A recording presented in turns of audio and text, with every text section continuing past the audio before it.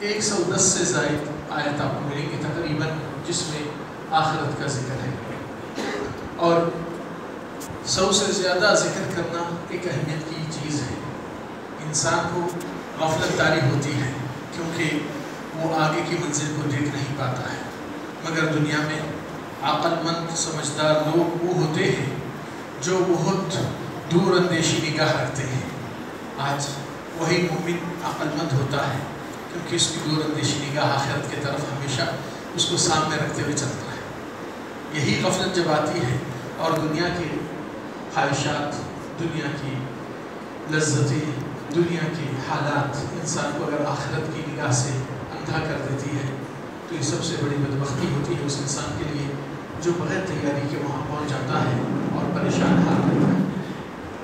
زندگی میں اگر اپنے چھوٹے بچے کو وہ کھلونا مانگتا ہے اور ضد کرتا ہے اور آپ اس کو کھلونا نہیں دیتے ہیں، وہ بچہ تھوڑی دیر کے لیے روئے گا، اور جب آپ جانتے ہیں تعلیم اور پڑھا لکھائے بچوں کو قابل بنائیں، اس کی اہمیت اتنی اہم ہے کہ زندگی گزارنے کے لیے اس کے پیروں پہ قدموں پہ ٹھہرنے کی مضبوطی دینے کے لیے آپ بچوں کو اسکول اور کالج اور مختلف پروفیشنل کی قابلیت دلا کر اس کو پڑھا لکھا بیٹا اور بیٹیوں کو بناتے ہیں۔ کیوں؟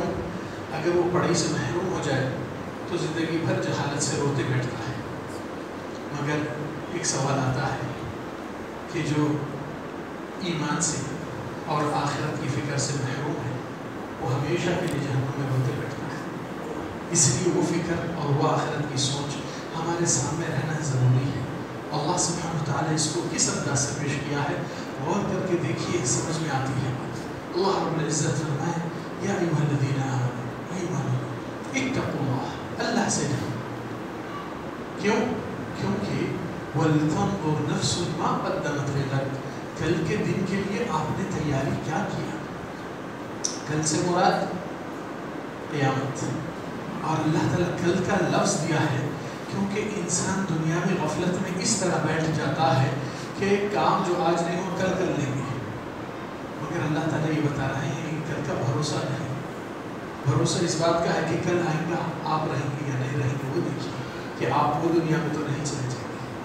اس لیے یہ فکر آخرت مومن کی ایک ہمیشہ نصب العین اور سوچ لے کر چلتے رہتا ہے، اور زندگی میں یہ اللہ سبحانہ وتعالیٰ کی بصیرت جو قرآن میں دی گئی اور محمد صلی اللہ علیہ وسلم کی سیرت جو بتائی گئی، یہ دو چشمے آنکھوں سے اپنے آپ کی بصیرت کو کھول کر دنیا کے حقائق کو جانتا ہے، آخرت کی تیاری کو پہچانتا ہے، اپنا مقام کس جگہ اس کو بیٹھنا چاہیے، کس جگہ آرام کرنا چاہیے، وہ اس کی فکر سے اپنے آپ کی تیاری میں بے شمار امور کی تدابیر یہی سے شروع کر دیتا ہے۔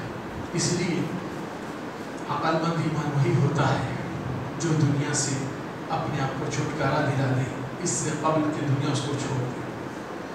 عقل مند سمجھدار ایمان والا وہی ہوتا ہے جو اپنے قبر کے ساز و سامان کو یہاں سے ابھی سے تیار کر کے جما دے اس قبر میں داخل ہونے سے پہلے۔ عقل مند سمجھدار ایمان والا وہی ہوتا ہے جو اپنے رب کو خوش راضی کر دیتا ہے اس رب کی ملاقات سے پہلے۔ ہمیشہ زندگی میں ایک مومن کی تصور وہی فکر کرتی ہے کہ اللہ تعالیٰ آج مجھ سے راضی ہوا یا نہیں ہوا۔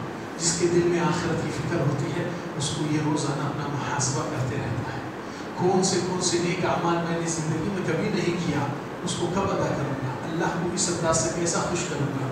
دنیا والوں کی خوشامدیں اور ان کے دکھاوے میں اپنا بڑاپن دکھانا یہ کوئی مقصد نہیں تھا، مگر مقام اللہ کے نزدیک کہ سچے بندے، پکے ایمان والے اور مخلص بندے، تقویٰ والے، زندگی گزارنے والے، پرہیزگاری کی دنیا میں تیرے لیے نہیں آیا ہوں، مجھے تیرے سے بڑی چیز سے ملاقات کرنا ہے۔ اس لیے اللہ سبحانہ وتعالیٰ کیوں فرمایا قرآن مجید میں قیامت کے دن ان لوگوں کو جو نافرمانی اور خواہشات کی پرستش کرتے تھے ان کو اللہ سبحانہ وتعالیٰ کیا کہیں گے؟ اذهبتم طیباتکم فی حیاتکم الدنیا، کیا تمہارے اپنے پورے خواہشات دنیا میں ہی کر چکے ہیں؟ فَالْيَوْمَ، تو آج کیا ہوگا؟ اور دنیا میں خواہشات کرنے کے لیے تمہارا مال دولت جو بھی اللہ نے عطا کیا تھا تم کو آخرت کی تیاری میں استعمال کرنا تھا اللہ کی رضا میں۔ تم تو اپنے خواہشات کو پورے کرنے کے لیے وہ مال جمع کرتے تھے اور اپنے خواہشات کو پورے مکمل کرنے کے لیے کھانے پینے کے لذتیں، گاڑیوں کے نشے میں، گھروں کے، پیسوں کے، جاگیر کے، بینک بیلنس کے، مختلف امور کے، اور آج وہ ساری چیزیں آپ کے لیے بیکار ثابت ہو گئی.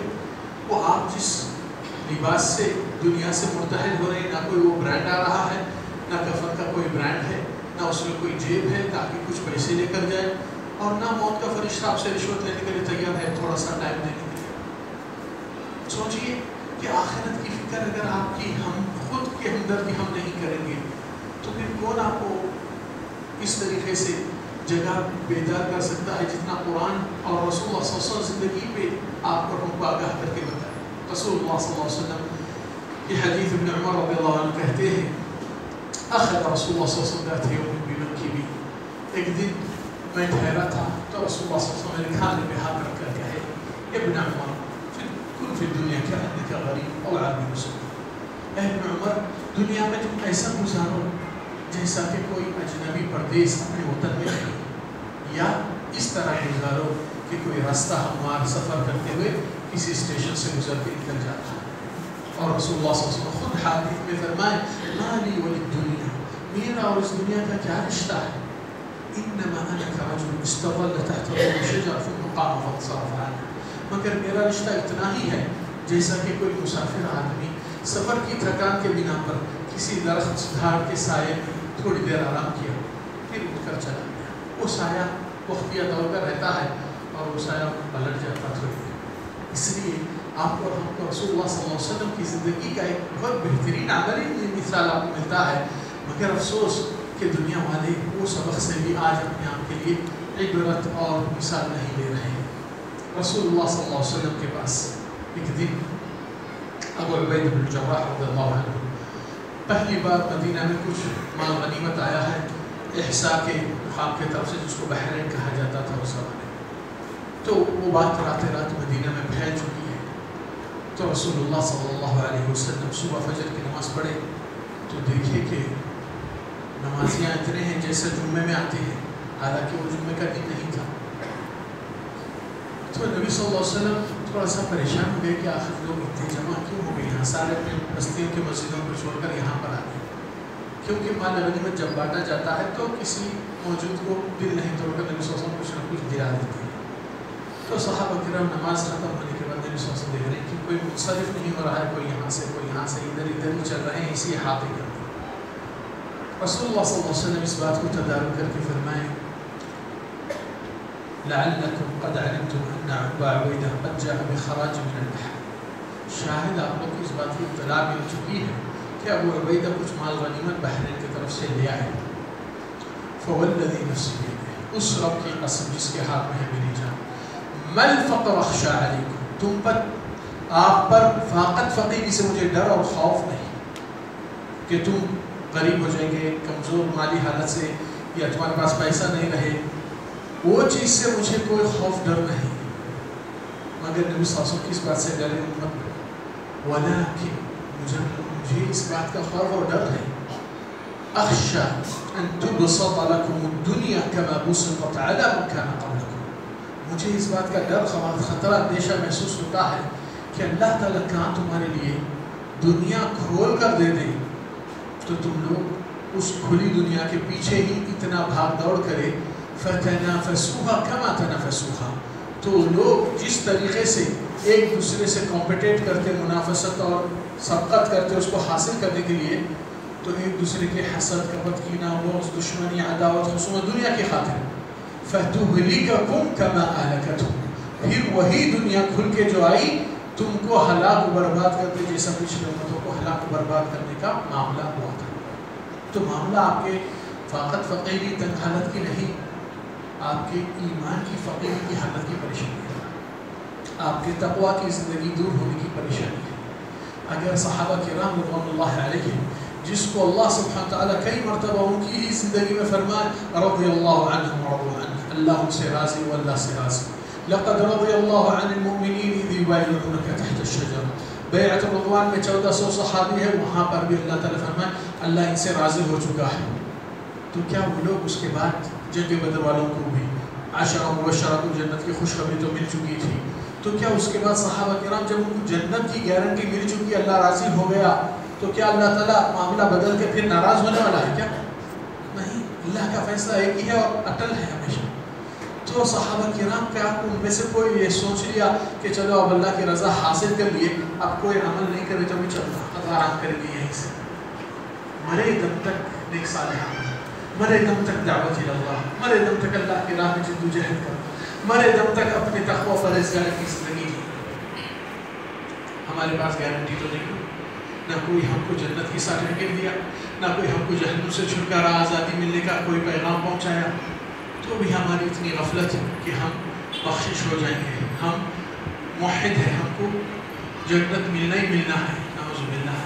یہ صحابہ کرام اس بات سے بہت فکر مند پریشان رہتے تھے کہ کیا اللہ ہم سے راضی ہوا، ہم سچے ایمان والے بنے یا نہیں۔ حنظلہ رضی اللہ عنہ اپنے گھر کے سامنے دہلیز پہ بیٹھ کر غمزدہ روتے پریشان نظر حال میں دکھتے ہیں، ابو بکر صدیق رضی اللہ عنہ گزر کے پوچھتے کیا بات ہے، کیا ہوا؟ دیکھیے حنظلہ کا نہ کوئی بی پی بڑا تھا، نہ کوئی شوگر ڈاؤن ہوئی تھی، نہ کوئی بیماری، نہ کوئی خدشہ تھا، مگر فکر کیا تھا؟ ان کی فکر ان کو ایسا کرتی ہے کہ وہ پریشان حال میں نظر آ گئی۔ تو حنظلہ کیا کہنے لگے؟ یا ابا بکر نافق ہے، اور وہ بہت بڑی پریشانی کی بات آ گئی حنظلہ کے ساتھ۔ حنظلہ منافق ہو گیا، ایمان والا نہیں رہا، اور بکر پریشان، یہ تو صحابی ہے، نبی کا ساتھ دینے والا ہے۔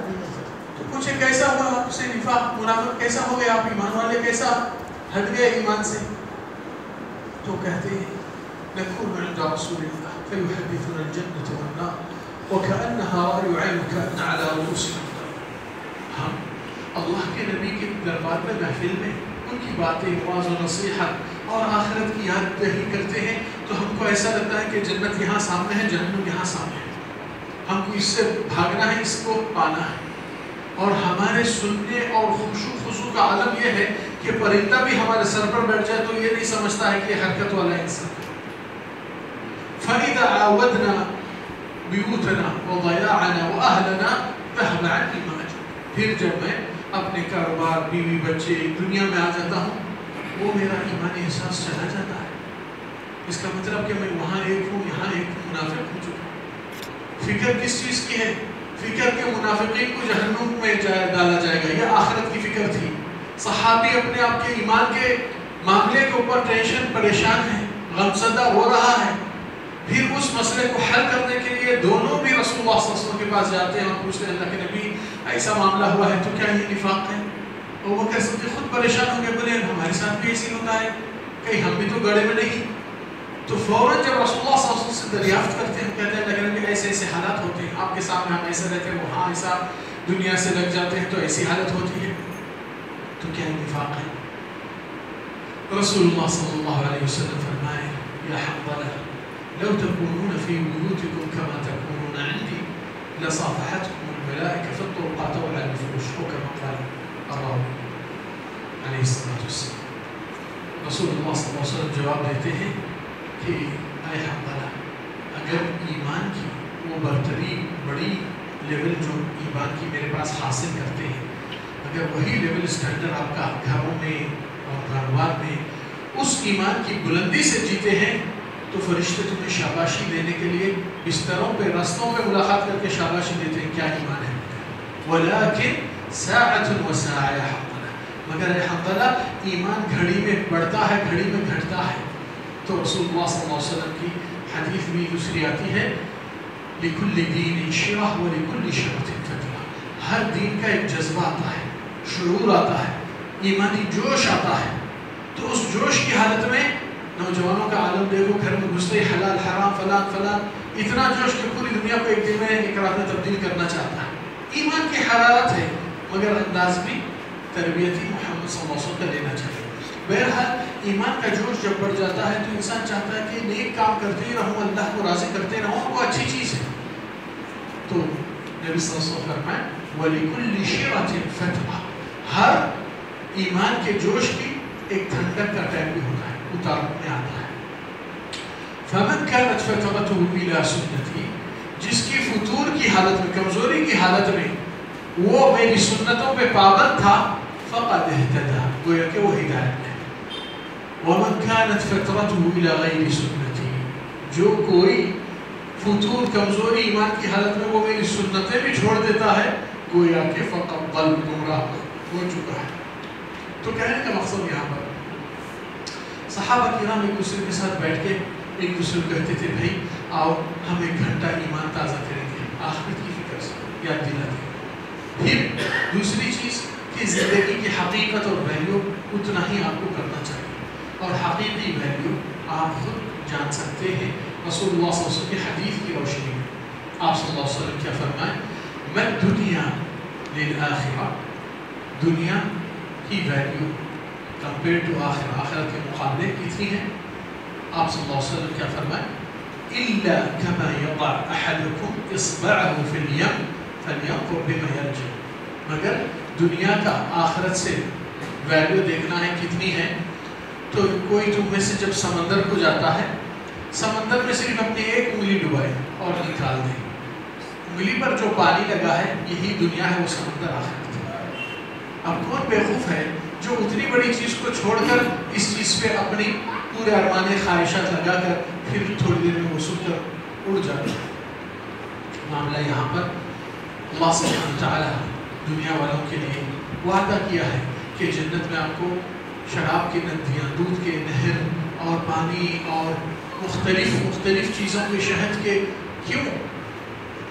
حالانکہ جنت میں بھوک نہیں لگتی ہے، پیاس نہیں لگتی ہے، تو پھر کھانا پینا کس بات کا؟ ہم تو دنیا میں بھی کھاتے پیتے ہیں، مگر قرآن مجید میں جیسا اللہ سبحانہ تعالیٰ فرمائے إِنَّ لَكَ أَلَّا تَجُوعَ فِيهَا وَلَا تَعْرَىٰ، اے آدم جب آپ جنت میں رہیں گے یہاں پر آپ کو بھوک کا معاملہ ہوتا ہی نہیں، اور نہ لباس سے ختم کیا جاتا، اللہ کی نافرمانی اس پر وہ معاملہ ہوتا۔ تو معاملہ کہنے کا دنیا میں بھی ہم پہنتے ہیں، کھاتے ہیں، پیتے ہیں، جنت میں بھی ہوتا ہے، حالانکہ جنت میں بھوک پیاس نہیں ہوتی۔ تو کس بنا پہ کھاتے پیتے ہیں جانتے ہیں؟ کیونکہ ہم نے دنیا میں اس زندگی کو اس طریقے سے لے کر چلا کہ دنیا والے ہر کوئی اپنی خواہشات پوری کر رہا ہے، حلال حرام کی تمیز نہیں، کما رہا ہے کہاں سے کما رہا ہے، کس میں، خواہشات کی پرستش میں، حلال حرام کی بغیر تمیز کر کے، سوائے مومن ایمان والا اپنی زندگی کو بہت پرہیزگاری سے لے کر چلتا ہے۔ اللہ تعالیٰ کوئی چیز پسند نہیں، میری خواہش کو پسند آئی تو بھی خواہش کو کچل کر نیچے رکھتا ہوں، اللہ کی بندگی کو آگے کرتا ہوں۔ خواہشات کو یہاں کچلنے کی وجہ سے اللہ سبحانہ تعالیٰ جنت میں آپ کو پوری خواہش ہر چیز کو کر لو اس لیے کہہ دیا ہے لَهُمْ مَا يَشَاءُونَ فِيهَا وَلَدَيْنَا مَزِيدٌ، جو خواہش چاہتے ہیں، جو پسند کرتے ہیں آپ کو ملے گا، اور اس سے زیادہ بھی آپ کو مزید دیا جائے گا۔ اس لیے دنیا کے اندر ہر خواہش کے پیچھے جانا ایسا خوف ہوتا ہے کہ اللہ کی بندگی سے نکل کر خواہشات کی پرستش میں کام پھنس گئے۔ اس لیے کہ اللہ سبحانہ تعالیٰ اسی سے ہم کو آپ کو آگاہ کیا ہے اور پہلے سے ہی صبر کرنے کا حکم دیا ہے، اللہ کی اطاعت پہ صبر کرنا، پابندی کرنا، اللہ کے گناہوں سے پرہیز کرتے ہوئے صبر کرنا۔ زندگی کی مصیبت، حادثات، پریشانیاں، بیماریاں، تکلیف، موت، مختلف چیزیں آتے ہیں، اس کے لیے بھی صبر کرنا۔ کیوں؟ جنت اس صبر کے عوض میں ہے۔ فرشتے استقبال کر کے کیا کہتے ہیں؟ سلام علیکم، سلامتی ہو تم پر، طیبتم فادخلوہا، سلام علیکم بما صبرتم، تم پر سلامتی ہو جس طرح تم صبر کر کے آئے ہیں اس چیز کو پانے کے لیے۔ تو آج داخلے میں استقبال خوش آمدید کرتے ہوئے فرشتے استقبال کرتے ہیں اور کہتے ہیں فَنِعْمَ عُقْبَى الدَّارِ، بہترین عاقبت ہے جو صبر کر کے آتا ہے۔ سورہ انسان سورہ دہر میں کیا فرمایا اللہ تعالیٰ؟ وَجَزَاهُمْ بِمَا صَبَرُوا جَنَّةً وَحَرِيرًا، اور اللہ تعالیٰ ان کے صبر کے بدلے میں کیا جزا دیا ہے؟ جنت بھی اور ریشم بھی بنا دیا ہے۔ اللہ اکبر۔ تو صبر زندگی کے اندر ایمان پہ اور خواہشات کی برائی سے دور رہنا، اللہ تعالیٰ کی بندگی میں سچے بندے بننا، صرف جس کو آخرت کی فکر ہوتی وہی لوگ اس کے اوپر پابند ہوتے ہیں۔ دنیا کی ہر خواہش کا مزہ چکنا ضروری نہیں، اللہ کی دیداری دیکھنا ہمارے لیے ایک بہت بڑی منزل ہے جو جنت میں پائی جاتی ہے۔ اللہ سبحانہ تعالیٰ ہم پر رحم فرمائے اور رب العالمین ہمارے گناہوں کی درگزر کر کے آخرت کی فکر ہمارے نصب العین اور روز زندگی کی فکر میں ہماری اس فکر کو ہمیشہ تازہ ترین اور ذمہ داری کا احساس ہمارے اندر پیدا کر دے اور آخرت کی کامیابی اور دنیا کی بھلائی کی بھی عطا فرما دے۔ اللہ سبحانہ تعالیٰ ہماری زندگی کہ اعمال کو آخرت کی کامیابی کا سرمایہ بنا کر ذخیر آخرت میں اللہ تعالیٰ ہم کو جہنم کے عذاب سے محفوظ فرما دے، اور اللہ تعالیٰ نے ایک صالح انبیاء اولیاء اور شہداء کے ساتھ ہم کو سورے میں حشر کے میدان میں ٹھہرا کر اس کی رحمت سے اور ان کی شفاعت سے فرما دے۔ نقول ما تسمعون استغفر الله العظيم لي ولكم كل ذنب فاستغفروه